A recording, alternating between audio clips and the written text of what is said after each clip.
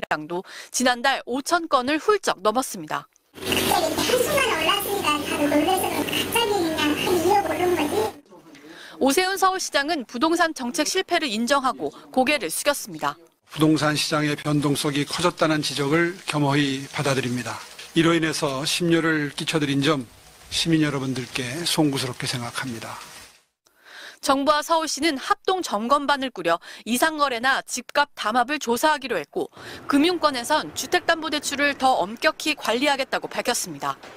정부는 또 부동산 시장이 안정되지 않으면 토지거래 허가구역을 추가로 지정하고 조정 대상 지역이나 투기 과열지구로 묶는 방안도 검토하기로 했습니다. MBC 뉴스 박수희입니다.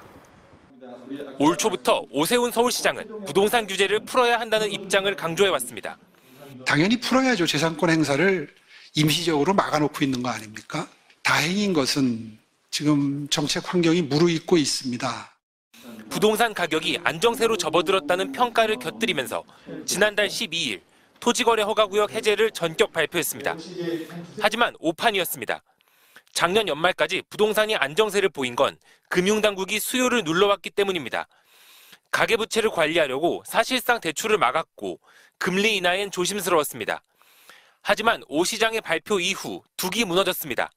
서울, 강남의 부동산을 띄워야 되는 상황인지도 사실은 잘 모르겠고 부동산은 또 떨어지면 역시 정부가 뭘 해주는구나. 부동산 불패의 신화가 더 강해질 수도 있는 거거든요. 한 달 만에 다시 규제로 돌아서면서 토지거래 허가구역은 오히려 전보다 더 늘어났습니다.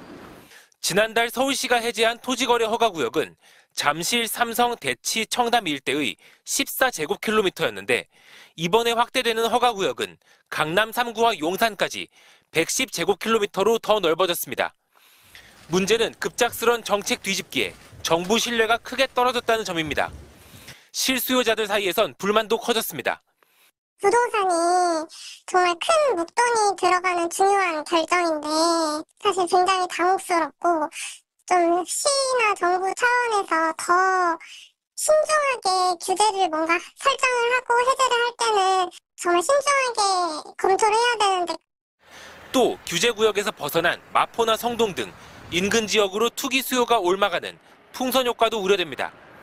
정치권에선 여야를 가리지 않고 최악의 오락가락 시정이다. 오 시장의 대권 욕심에 국민이 고통받는다며 비판을 쏟아냈습니다. MBC 뉴스 김건희입니다.